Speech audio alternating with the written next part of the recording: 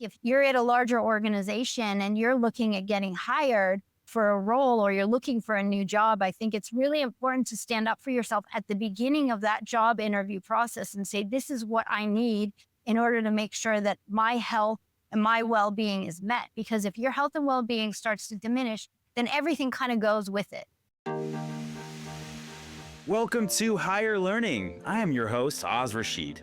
This is more than just a podcast. It's a front row seat to how elite leaders build the most iconic of teams. The kind of leaders who spot potential that others overlook, who build cultures people don't want to leave, who set the bar, then raise it. Work and how we work is evolving at a rapid pace like no time in history. Our guests will give you insights on how to stay out in front when it comes to all things talent, leadership, management, artificial intelligence, and developing the skills that actually matter. Whether you're a founder, hiring manager, or just obsessed with building teams the right way, this is your spot. If it's your first time here, welcome. Hit that subscribe button, drop a rating, tell a friend who gets it. To our longtime listeners, we appreciate you. Thanks for the continued support. Now, let's get into it. All right, today we have a very special guest, joined by my friend, Pari Parchi, the founder and CEO of Panorama Aero, where she's redefining private aviation through a specialized fleet that serves some of the most discerning clients in the world. She's also the founder and partner at Panvest, investing in emerging companies across fintech, health, wellness, and the aerospace technologies. Before stepping into entrepreneurship, Pari built an elite career on Wall Street. We're definitely going to talk about this, spanning Morgan Stanley, Fortune's Investment Group, Remus Capital, and Cowen, where she ultimately became CEO of Cowen Aviation Finance. With over 2 decades of experience across finance, aerospace, and venture, Pari brings a rare perspective that bridges capital markets discipline with entrepreneurial vision. In today's episode, we're going to dive into everything from how she transitioned from Wall Street to entrepreneurship, what she's building at Panorama Aero, how she learned to balance leadership, motherhood, and ambition without subscribing to the traditional women have it harder narrative. We're going to unpack a lot from her unfiltered perspective on raising capital, why to bootstrap instead of chasing venture money, and what she thinks about personal branding. So much fun we're going to have here. Pari, how you doing today? I'm great, Oz. So glad that I'm here. I'm very excited. I am so excited. We've had so many great conversations offline. My first thought was, how do we take this online? Thank you for being a guest. Thanks for having me. Of course, I want to start here. So we talked about it. I hope I gave a good enough introduction for you. You've done a lot in your career. Right now, you are the founder, CEO of Panorama Aero. So I'm excited for you to tell us a bit about the company and what are you working on right now that's like getting you up in the morning?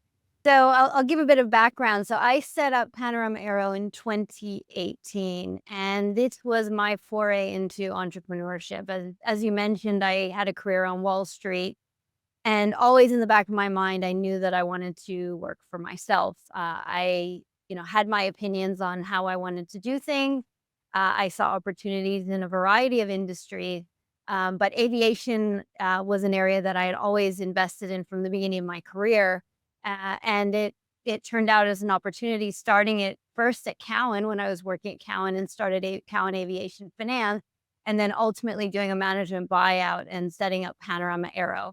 So the business started with a fleet of aircraft that were focused on special mission flying. So we own the aircraft and lease them to prime government contractors as well as state government. So anything from basic pilot training, governor transport, to surveillance aircraft, firefighting, medevac, anything that you can think about in terms of taking an aircraft, and usually smaller aircraft, that can be used for special purposes.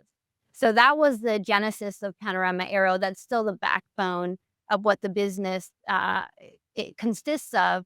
But we're working on a lot of things that are expanding, both in terms of a vertical integration in the industry. So looking at both the operations, the maintenance, the integration support of the aircraft, above and beyond the financing and the leasing that we've done in the past. And really on the technological development, we're expanding into unmanned beyond, both unmanned UAVs, so drones, but also unmanned in terms of airborne platforms and thinking about what is the future of flight. And that, we have we've been mainly focused on the government side, but we're also expanding quite rapidly in terms of applications on the private aviation side as private aviation is continually being redefined. It's a very fragmented industry, both on the support side as well as on the flying side. And so there's a whole host of opportunities that I'm looking at, which I'm very excited about. It's exciting. I see the future vision. I see where this is going. I got to go backwards to 2018 though. First time getting into entrepreneurship. I mean, aviation, it's a lot. That's capital intensive. There's a lot of complexity. You're working with state and federal governments. Didn't want to take it easy from the get go. How you just jumped right into it and took on something that it seems like is a really, really complex industry. What was the thought process around that? It sounds like you knew aviation, but did you know exactly what you were getting into before founding the company? So I did to a certain extent because I already had a fleet of aircraft and I had been in the industry long enough to know where I can tap into the expertise, whether it was employees that I was bringing on or whether it was partners that I needed to be able to rely on. So from that perspective, yeah, I mean, absolutely at the beginning when ultimately decided to put my own capital to work and buy the business because I did decide to do it with my own capital. I didn't take outside capital initially, and because I wanted to own the business, and I knew that ultimately the ownership of the business is gold, and I wasn't really willing to give that up until I knew why I was giving it up and to whom I was giving that ownership. So it was. From a capital perspective, I had to be very creative and my background is structured finance. So I was able to be quite creative in terms of how to fund things without diluting my equity. And then from an operational, technical perspective, it was all about the expertise that I could bring on board because I knew, and I would be the first to admit it, that I wasn't the expert in the room when it comes to engineering, integration, even maintenance of an aircraft, understanding the engine technology, et cetera. But that was where I needed the right partners that I could trust. On top of it, I'll just add that in 2018, I also gave birth to my third child and was living in Sydney, Australia. So on top of it, I was halfway across the globe and had a very young child. And that was also what kind of pushed me over the edge to become an entrepreneur because I I was working at Cowen at the time. Cowen was based out of New York. I was based out of Sydney. And so, as you can imagine, that was a lot of travel. And we were looking at a project that was a very large investment that we were looking at acquiring. I had to fly to New York with a 6-week-old uh, and a nanny in tow. And being in New York with a 6-week-old, trying to work on this at the time, it was a $1 billion transaction. We ultimately didn't win that transaction. We were outbid, but that was my sort of realization that I wanted to have control over my decision making. I wanted to also be present for my children. I had 2 children at home at the time in Sydney, and I wanted to be in control over my own domain. So it was a lot that kind of transpired in 2018. But I think, motherhood is amazing, when it really allowed me to kind of put my head down and stay focused, and I knew what I wanted to achieve, and I just did whatever I needed to do to get there. Yeah, I mean, so listen, totally admire everything you just said. And you turned the degree of difficulty on everything up to high. And it's funny because I look at my own entrepreneurial journey, and when I started, I got all in the span of like 8 calendar months. I got married, I had my first child, I bought my first house, and it was at this time that I decided it was a really good idea to start my own business and make zero money for the first 2 years and completely have to keep everything together by chewing gum and paper clips and things like that. It seems like, the idea of being an entrepreneur, Elon has said it's like chewing glass and staring into the abyss. It's almost like we run to the adversity, we run to the difficulty, and my God, your story is incredible in terms of all the things you were trying to balance at once. Let's talk about the time on Wall Street, though. You mentioned kind of that you always knew that you wanted to do your own thing. Was that something you learned while you were on Wall Street, or was that something that you had the plan of going in and learning about structured finance, realizing that would help you in a future entrepreneurial career? I think I don't think I ever really had a plan in terms of my career. What I did know is that I was highly opinionated and I like challenges. So walking into Wall Street, I really didn't know what I was getting myself into. I remember when I started my career at Morgan Stanley investment banking as an analyst. I was told that I was going to be working 80 to 100-hour weeks, and I thought to myself, well, these people must not be efficient. Like I could figure out how to get this done a lot faster. I didn't realize the nature of that work, and what it meant was a lot of it was just physical presence in terms of FaceTime and being in front of, being there when you actually got the workload. So you might be sitting for a big part of the day, and then at 6, 7 o'clock at night, all of a sudden you get a bunch of workload on your desk that has to be completed by 8 a.m. the next morning. So that was, I think I went into Wall Street not really fully understanding it. What moved on to the buy side, so started to invest, both I was in a special situation investment strategy. So that was when I started to invest in aviation. And that was really when the entrepreneurial spark really triggered for me. My first aircraft investment deal was with a couple of guys that were working for themselves, and they needed capital to do an investment. And so we spent a lot of time getting to know them, sort of building the trust, doing the diligence in terms of the investment opportunity, and as them as a partner. And I would look at their life and I would say, they have the freedom to make decisions in terms of where they live, how they prioritize their day. They're not sort of beholden to other people in terms of making decisions. They can make whatever decisions they need to. And that to me was the North Star in terms of where I wanted to see my life, where I knew I had a lot of ideas, and I knew that working for a larger organization wasn't necessarily the place that I was going to be able to implement those ideas. I was also, as I said, very opinionated, and when you're in working for a larger organization, those opinions are not necessarily welcome. Hmm. And I found that I oftentimes would rub people the wrong way, because oftentimes you need to just be on a certain corporate ladder, and that means sometimes just kind of biting your tongue and not really stating what you actually feel. And I just felt like I wanted to be true to myself, and that just never felt natural. So I think it was a natural transition. I knew that what I was learning would be used my entire career. So I absolutely valued the time on Wall Street and the skill set and the relationships that I still have there.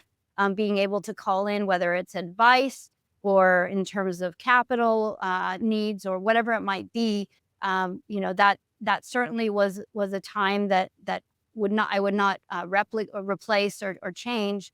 But I also knew that it was an interim period for me.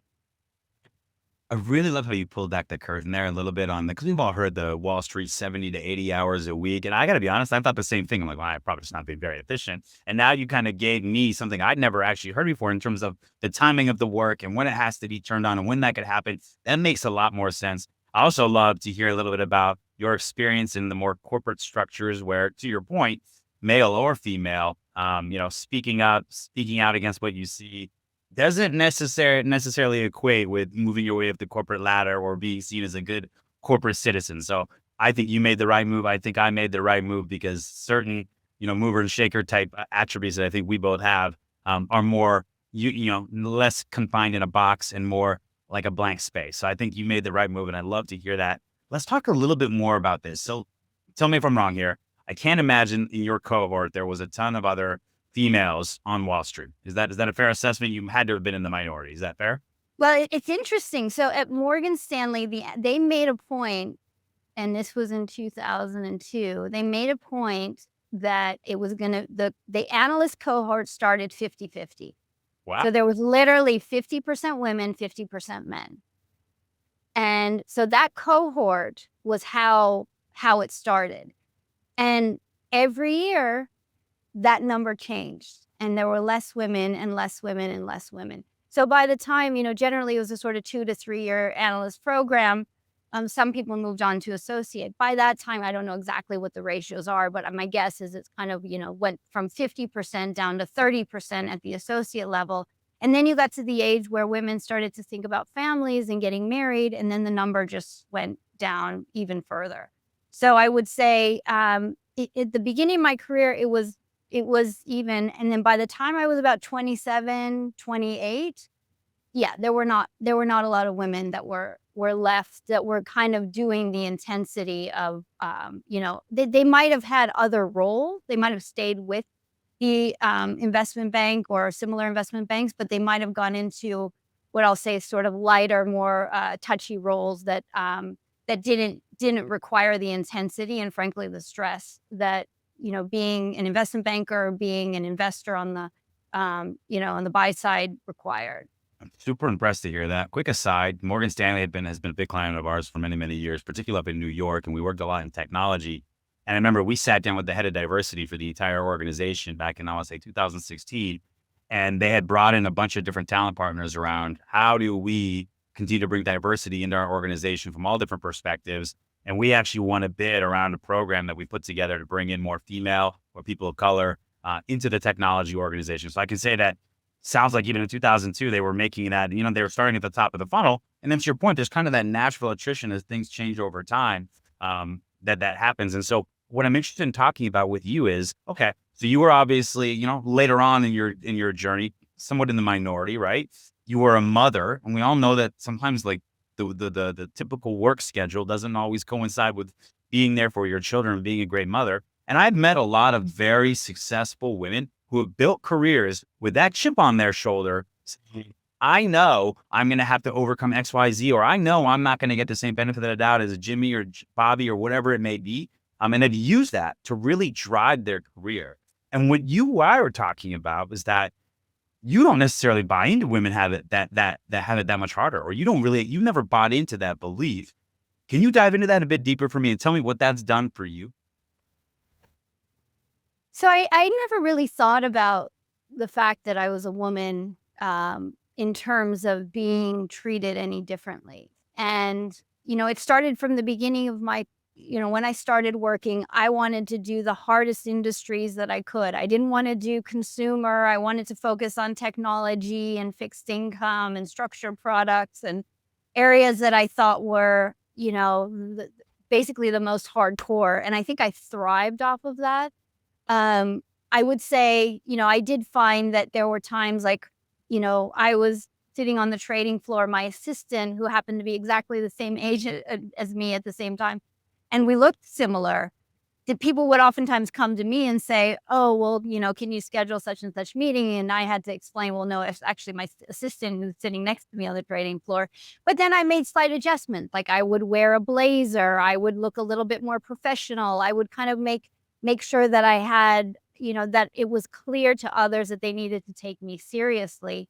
And I never really thought about it as a victim. I always thought that no matter what, everybody is having difficulties of some way or another. It might be, health difficulties. It might be family difficulties, personal background. Like we all struggle with challenges. And frankly, sometimes being a white male is a challenge in this environment because you are not going to necessarily get the promotion because of the DEI and diversity requirements. So I think I never really thought about being a woman as something that negatively impacted me any more than it positively did me. I think possibly I got into, high level meetings that maybe I wouldn't have been able to get into. And I also felt like it was a little bit shameless, for lack of a better term, that, I would go and reach out to people or try and have meetings that were maybe above and beyond my, my level in terms of my career. And it didn't really impact me that much. Whereas I feel like, having spent time working with many, many people throughout my career, I funny enough find that a lot of times the imposter syndrome, I see it more with men than I do with high performing. I think, and of course, there has been a rework and a rethought, a discussion that's happening around, what does it look like in terms of women in the workplace and this concept of you can have it all. I think we've all now established that no, you cannot have it all at the same time. You can have it all, but it's going to come in increments. But the way that I looked at it right when I had children was that my goal at that time, my goal prior to children was just work as hard and sort of move up as fast as I could. Once I had children, then the goal really became, because I still had that passion, I still had that intellectual curiosity, I still had that drive in terms of succeeding, but I also had that feeling as a mother that I wanted to be around, and I didn't want to sort of give up everything or basically outsource the child rearing to someone else. That I wanted to be present. So when I had children, it really turned to this idea of, like, if you think about like climbing a rope and you're just continually climbing the rope. When I became a mother, it was no longer about climbing the rope. It was just holding on to the rope. And I knew I was sliding down. But I just needed to keep holding on. And I think a lot of women make the mistake that they let go of the rope, and then they're at the bottom. And I think that's where I think the dialogue, and the dialogue is happening, but it needs to happen even more, is that this sort of transition is between living your life as a woman that, you have control over all of your time, to becoming a mother and potentially a partner, that how to manage that transition, I don't think is discussed enough. And I think a lot of women ultimately just give up. I think what you said is super profound. And I think it's something that a lot of people should listen to and hear. And I want to make sure I choose my words carefully, because it's not an empathy thing. I definitely understand, what you're saying. Here's my take on it. I'll give you an example from my own life. So I was talking to my brother and sister a few months ago, and my sister reflected to me about in my childhood that I had it really hard, and that it was, amazing that I've turned out the way I have in some different ways because of all the different struggles that I had to go through, opposed to, what she saw for her own childhood. She's quite a bit older than me. And I remember saying to her, like, I don't know what you're talking about. Like, I felt really good about everything that happened during my childhood, and I had a great experience. And objectively, as I started to rewind in my head what she was saying from the outside, yeah, you know what? There was some things that I was up against and that I struggled with, and that maybe in some cases was unfair. And yet, I think a big part of why I've been able to become the person I have and had any level of success that I've had is because I never once even thought that I was being held back in any way or that I had anything to overcome. It was just all kind of, I was straight focused on what I needed to do, and I had blinders on, and I kept moving forward. And I think there's something to be said there about that. Okay. It's not to say that, there is not some level of, that these things don't exist, that maybe a woman doesn't have it harder in the workplace, or somebody, in some sort of other, disenfranchised traditional community doesn't have it harder in some way, or that it's even fair. Because I know that's not the case always. But what good does it do for you to lean into that and recognize that? It's just giving yourself an excuse or a reason not to be successful. Yeah, I would have had this, or I could have had this. And that is the lowest form of reflection and conversation. I would much rather say, yeah, maybe all that stuff was happening, but I was so focused on what I needed to do that I was able to overcome any of that and just move forward. And to your point, there is all different types of discrimination out there, right? Certainly, right, disenfranchised groups and then minorities and women. But you know what else it's really hard to be? It's really hard to be short. It's really hard to be overweight. It's really hard to have a mole on your head. So there's people are just always being discriminated against in a bunch of different ways. And I just think that it's our job as people to either, accept that and as the reason that we can't be successful, or turn it out and tune it out and focus on, this is my mission, and everybody's got their own rocks to handle, and I'm going to overcome mine to ultimately be successful. So I think it's a really, really profound thing. And that doesn't mean that we shouldn't have initiatives or programs, or we shouldn't try to give everybody equality of opportunity, not equality of outcome, but equality of opportunity. Those are all very admirable and good things. But I also think at the individual level, it's on us to say that I'm not going to succumb to, no matter what, I'm going to push forward. I'm going to be successful. Yep. Keep putting that in front of me, and I'm going to keep moving forward. I'm going to keep knocking down that wall, and look at where you are and look at what you've done. It's just a testament to that mentality and that attitude. And I admire you for it. And I give you a ton of credit for it. So just wanted to say that, one of my soapbox a little bit there. And I think it's a really, really, really interesting thing that you said. And I think it's something that a lot of people can hear and maybe gain from. Finding the right talent for your team doesn't have to be a struggle. Meet Aon Hire, the world's first hiring experience management platform designed to transform the way you hire.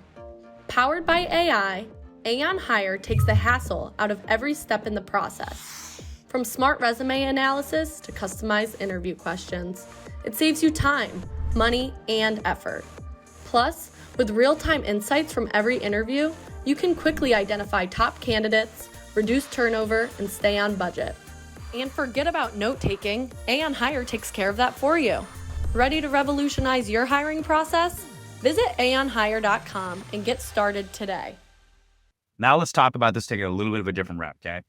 You and I have talked about in the past founders, right? Going on LinkedIn, going on, Twitter, X, whatever it is, celebrating their seed round, acting as if that investment was the end goal. And I always think to myself when I see that, I don't really see that as like a cause of celebration, right? Yeah, it's great and it's validation in some ways, but to me, that just means you have more responsibility. Now you have to justify someone else's money. And quite honestly, it means you've been diluted in equity, probably have a little bit less of control or some way or another. And so as someone who was in the capital markets but decided to bootstrap for your companies, what is your point of view on external capital? And why was it something that, it was not the right choice for you? Why were you so sure that you wanted to go this route that you did? Well, I think, first of all, I think external capital can be put to work very strategically so that you don't dilute yourself. So there were times when I absolutely did use external capital, but more in structured, whether it was debt or whether it was through special purpose vehicle investing, that I would leverage the need for capital, but not, in terms of the parent company, I wouldn't be diluting that. I mean, I've always been a little bit confused by this excitement over in terms of venture capital, this excitement over raising a ton of capital that before a business is properly vetted out. Because number one, as the founder, you've got a great business idea. It might be something that you can pitch very well. Now you've raised some capital. And like you said, now you have not just yourself and your family to be able to answer to, but now you have third-party capital. And guess what? That capital generally wants to invest more capital. And so what they're going to do is push you into growth areas that you may or may not be ready to go forward on. And I think we don't necessarily talk about that enough. I mean, there's this sort of obsession with the concept of creating a unicorn company. How many of those venture capital companies are ultimately unicorn? Yeah, it's a very small percentage. I think it's like 2%, something like that. How many of those unicorn companies actually, monetize? An even smaller percent. And at the end of the day, is that business that unicorn company was created, was that ultimately the vision of the founder? Maybe, maybe not. And I think, as founders, we need to really take a step back before we start taking in outside capital and really understanding what is that capital? What is the motivation of that capital? What value beyond money is that investor bringing? Because I think it's a really serious decision to take on outside capital. I would say, I liken it, and part of the reason why I decided at the beginning is to bootstrap is, number one, I wanted to convince myself that this was the right move before I wanted to bring in outside investors. So that was the first thing. The other thing is really the time that I was in my life. I was living in Australia. I was running a business that was a US business. I had three children under the age of 5. It was like my business, Panorama, was almost like another child. And so you could argue that maybe I coddled that child a little bit longer than I should have. But in terms of my own personal needs at the time, it was the right decision. I wouldn't say that I worked any less, but I worked on my terms, and I was only answering ultimately to myself and my family. And I think that was important at that time in my life. I would say now, 7 years later, it's a very different perspective, and I'm thinking about capital raising in a very different way. But I now have 7 years of experience and obviously a track record, and have further built a business that is it's a different discussion point than what I probably would have had 7 years ago, which frankly I probably would have lost a lot more control than I would have liked and would not have been in a good place. So sometimes I think as founders we need to not only think about the excitement of, someone likes us and someone's giving us money and someone's supporting us, but more like, what do we want? What do I want out of this? What is my goal? What is ultimately my mission for the business? And as we know, someone will start a business and they think it's going to go one direction, ultimately goes an entirely different direction. So, how much control do you want to have over that shift of strategy as well? I mean, no notes other than I've been kind of prepping myself for a potential capital raise in Q1 or Q2 of next year. And I know exactly who I'm going to call and talk to make sure I'm structuring things properly and I have my head on straight. Amazing stuff. Amazing stuff. I know people will get a ton out of that. All right. I mean, you're just such a person of varied interest and knowledge. So we're going to just keep hopping around here. Yeah, Let's keep talk about going. personal branding. Okay. Now, this is not something we both came up believing was super important, but that's changed over the last few years. That's really become really it's its own form of channel in terms of people buying from a person rather than a Coca-Cola brand or a Home Depot brand. Tell me, what have you seen in that paradigm shift, and how are you personally thinking about it now for your own business, your own career?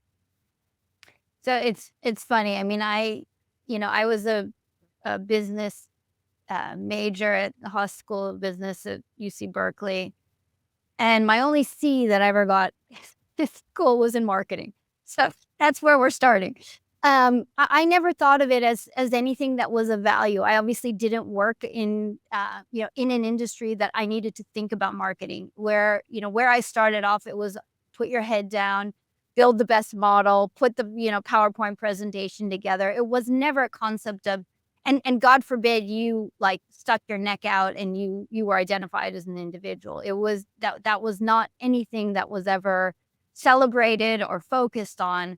So I feel like I came a little bit from behind. There was a lot of, I think, detox that needed to happen from the start of my career in terms of really thinking about, and then the shift in terms of the industry that I'm in terms of Panorama on the, working a lot on the government side, again, is not a marketing focused role per se. But what I've increasingly realized is the importance of the voice, of my voice, and also my experiences, whether it's on the business side, whether it's specifically related to what we're trying to build at Panorama, or whether it's on my own personal experiences and how it can potentially help others. So whether it's, as a mother, I've had some health issues that I've had to deal with, my change in lifestyle in order to really refocus my life in the areas that I want to focus on and I want to prioritize. So I think I'm actually, this is a process and a transition that I never thought I would be doing, but I realize that in today's day and age, it's super important. And I also think that I have so much that I need to share that this is a great time to be doing it. So I'm really excited for this. I have no idea where it's going to end up, but I think we're working on a few exciting things that hopefully I'll be able to share with you all in the future. I'm pumped about it. I mean, this is a good first step here. A lot of people are going to hear from you and they're going to hear what you have to say and be more interested to follow you and find out more about you. I couldn't agree more. People are going to, they're going to roll their eyes so hard it's going to roll out of their head, our listeners, because they know I'm on LinkedIn and I post there a lot.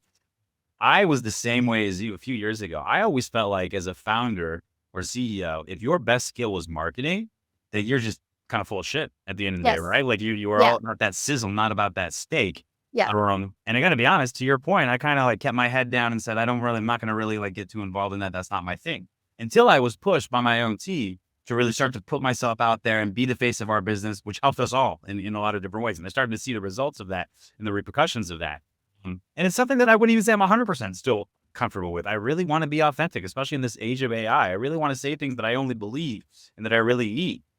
And so it's tough, but I totally agree with you. I think and it's not only just about business or, working hard or entrepreneurship or software and AI. You know a lot about wellness. You've gone through your own health travails and come out on the other side to live a really healthy lifestyle that can help others. You've got so much experience in all these different spaces, being a mother, being a woman, like all these different things that you can bring out there, that whole you. And that's one of the things I love about branding now. It's less about being like this specific one voice on one thing. It's rather that we're taking in the whole person and evaluating them as the whole person, and buying from that and leaning into that. So, hey, listen, I'm here for you on your journey here. I'm excited for you. And I think you have so many great things to bring to the table that I'm excited to see where it goes. Let's talk talent. That is a big part of this show called Higher Learning, HIRE, for a reason. You built some great teams. You've seen some crazy things on Wall Street, I'm sure. Let's start here. So what I'm interested to learn about from a talent perspective in terms of building for your own company, what is your core hiring philosophy? What are you looking for? What's your approach when it comes to bringing somebody into your own organization? So when I would say that this has been one of my biggest learning processes since starting up my own business because, uh, I've kind of gone through a whole range of philosophies, to be honest. One was at the beginning was I want to have as few employees as possible. And I think I still have that perspective that, I think we have this fallacy, especially when you speak to other founders. The first question is, how big is your team? Yep. And that, that in some way can justify the value of your business or your existence. Well, ironically, when you're dealing with assets like aircraft, you're not necessarily, and especially on the leasing side, it's not necessarily going to be a big team. So that to me was never a relevant question. But I also never felt like I wanted to have the burden of a massive number of employees that really couldn't move forward on their own. So my philosophy really is around drive. Is the individual that I am hiring, are they driven on their own, or are they in need of someone to effectively motivate them in order to succeed? I mean, like I consider our business still really at the sort of early stages, a scrappy kind of business. I need people that are willing to roll up their sleeves, to take on any project that it might be, and also to just have a really good attitude. We made a decision in terms of the sort of work from home, work in the office approach. I like to have that balance. I do like to work at home. I actually find I'm more efficient when I work at home, but I also enjoy and value the time that we have as a team together. So that sort of in-office time that we have, we really cherish, and we put our heads down and we work really hard, and we kind of go through the whole day. And the next thing you know, you pick up, it's the end of the day, and we've just been going nonstop. But we do that 2 to 3 days a week. The other time, it's work from home and allow yourself to kind of rest and not have deal with the commute and not deal with the sort of bright lights of an office or whatever it might be, but having that sort of quiet space I think is really valuable as well. I also don't like putting agendas and following up and sort of being a micromanager for my team. I want them to not only be able to take a job and run with it, but possibly even identify what job it is that they need to have themselves and be able to run with it.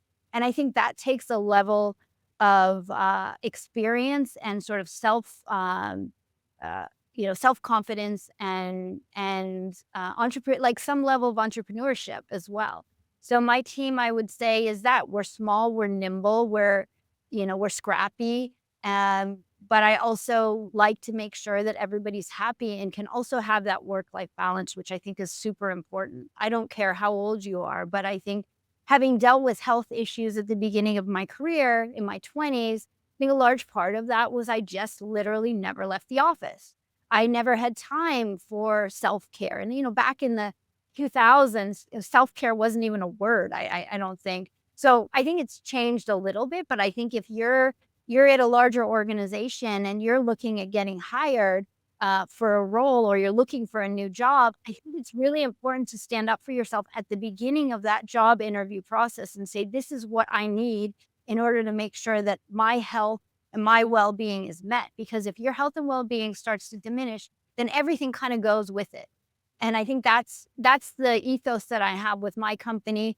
I have no dreams of having thousands of people as employees. I just really want to have a core group of a team that is smart, savvy, fun to work with, and driven on their own. Love that. I fell into that trap earlier in my entrepreneurial journey where I was just so excited to tell everybody that I had a company of 280 to 300 people. And now we're maybe half that, if that. And That's interesting. you realize that there's a lot of power in that. And, we're getting more with less. We're doubling our revenue. Our profitability is way higher because we have the right people, and we're not this big bloated organization. I also agree with you that we have a hybrid schedule, 3 days in office, 2 days out of office. I work differently on the 2 days I'm at home in a good way, and also in a way that Yes. I go to the gym, to be honest, right? I can be at home with dinner with my family. I need that to be able to be the guy I am the Monday, Tuesday, and Thursday when I'm in going to the office. But it's also highly valuable to be with the team in that and construct as well. So I find that when you're on either one extreme or the other, it's a little bit disingenuous for a group of people, in my opinion. I tend to think that this hybrid is here to stay, and it's really working for my company. Sounds like for you too. What Yeah. about interviewing, right? I'm interested about a memorable interview you might have. I mean, I gotta ask, there's gotta be some good ones from Wall Street. Is there anything that you remember in terms of, you don't have to name names, but any memorable interview experiences that came up either positive or salacious or whatever it may be?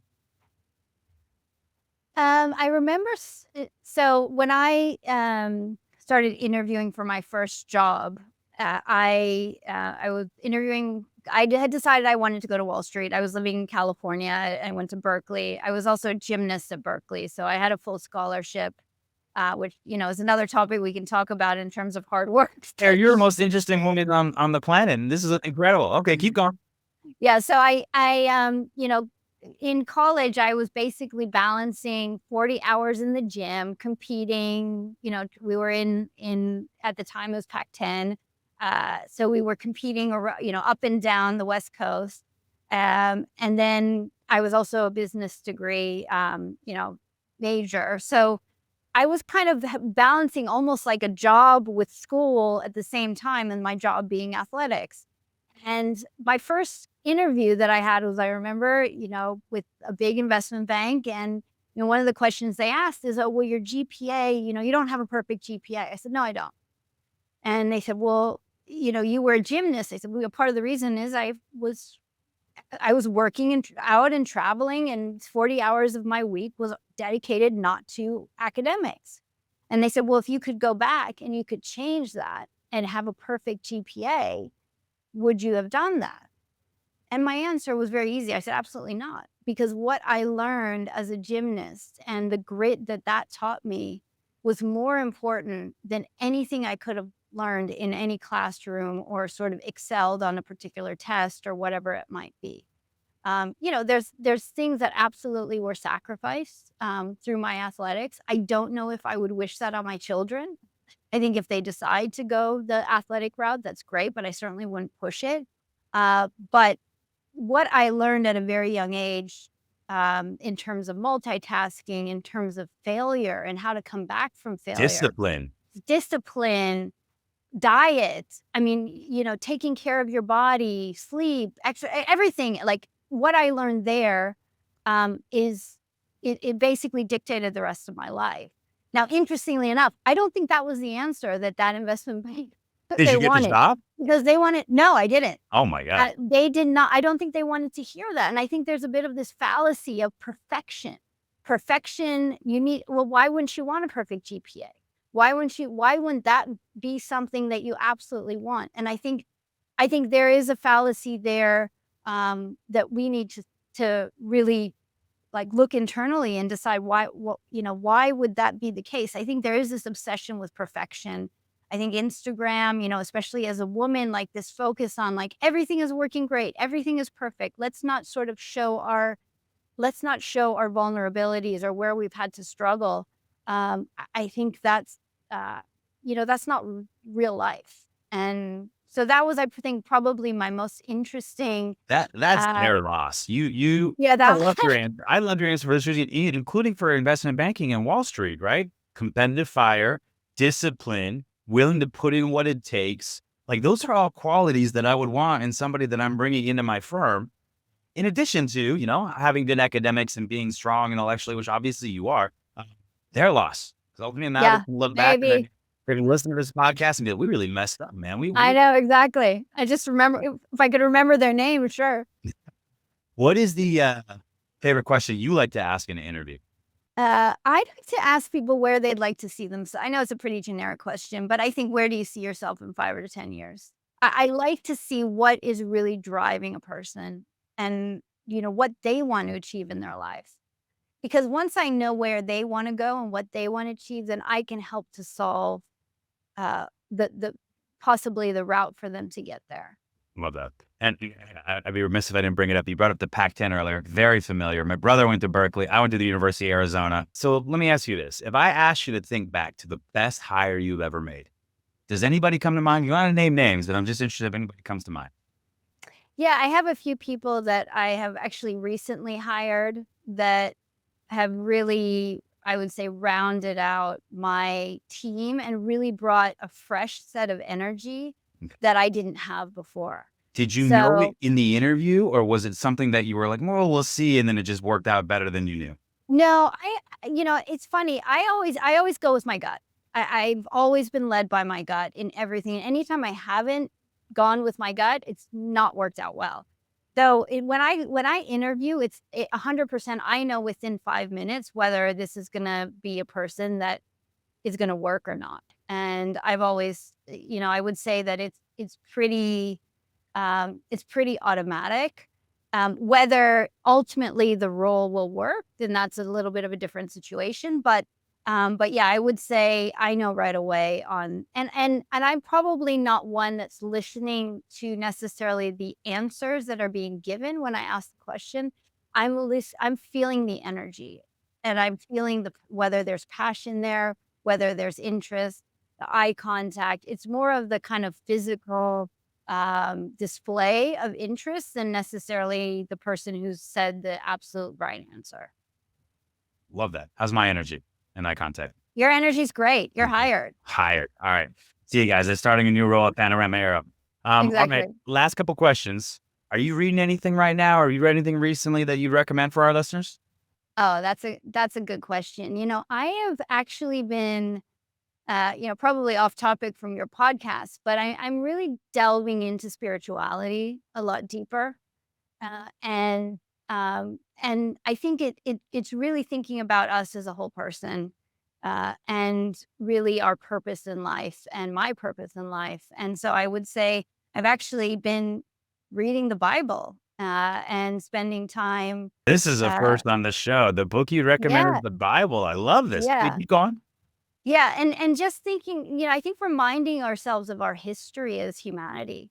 And, the Bible is one. Obviously, there's many other religious texts, and but I think one that I happen to be reading right now, just to look at the history and the challenges that people from thousands of years ago had experienced, I think is really important, especially in today's environment where we're dealing with so much dislocation and lack of, um, I guess, embracing other perspectives. I think it's good to remember where we all came from. Let me write this down. Bible.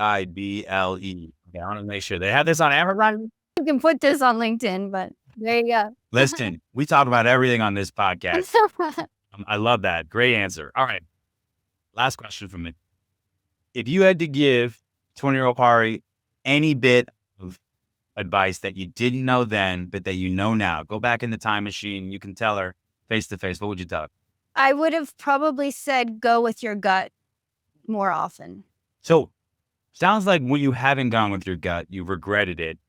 Yeah. What are other factors that usually come in that cause you to kind of like put your gut to the side? Is it like, urgency to make a decision? Is it you have other voices in your ears? What usually happens? I think it's oftentimes we are brought up to think, we're supposed to achieve in a certain way. And especially when you come from a high level educational background. My parents are math professors. So first of all, like going into business for them was just like insane. They didn't understand it at all. Why would you not go into academics? So that was already a leap. But I think, feeling that I needed to do certain things or have certain outcomes or have certain brand names, on my quote unquote resume, uh, when maybe I didn't. So I think probably I felt like I had a bit of imposter syndrome when I was early on in my career. I probably did. But I think now in my 40s, I realize that you always feel you're always learning. If you're in an industry that you like, you're always learning, you're always developing, you're always going to feel like you're pushing yourself. If you're doing it the right way, you're pushing yourself in ways that you're not comfortable or you're not necessarily the expert in the room. And I think I wish I would have known that. I thought in my 20s that, oh, well, by the time you're in your 40s, you know everything and you're just like sort of the expert.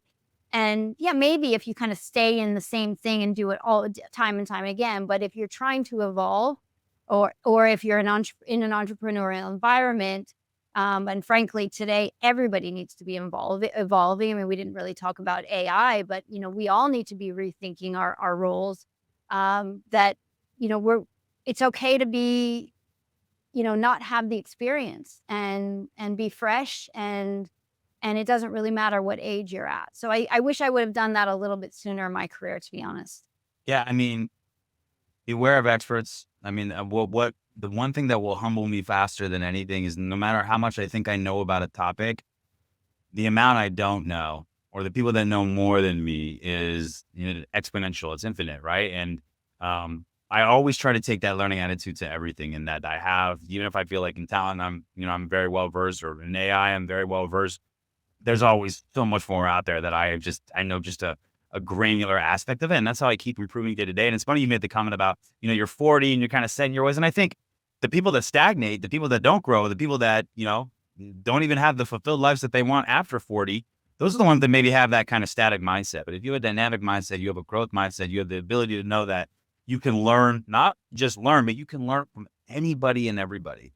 I Yeah. learned from my 6-year-old son on the spectrum, to my 14-year-old daughter, to my employee that we hired 2 weeks ago, to the valet at the store down the street, or whatever it is. I think there's always an opportunity to humble yourself a little bit and realize that we don't all got it figured out. And there's always different opportunities to learn. And so I'm going to try to keep that mindset for the rest of my life. I'm turning 44 tomorrow.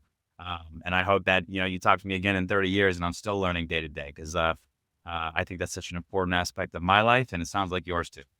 Yeah, definitely. I couldn't agree more. All right. Sometimes when you have expectations of something, it can be a letdown. And then sometimes it can just blow it out of the water. This Oh, conversation blew it out of the water. I know this is going to be a popular one. I appreciate you so much for coming on. I'm enjoying, looking forward to continuing the conversation offline. But thank you so much for joining us today. awesome. This was so fun, Oz. Let's do it again. Yes, we will.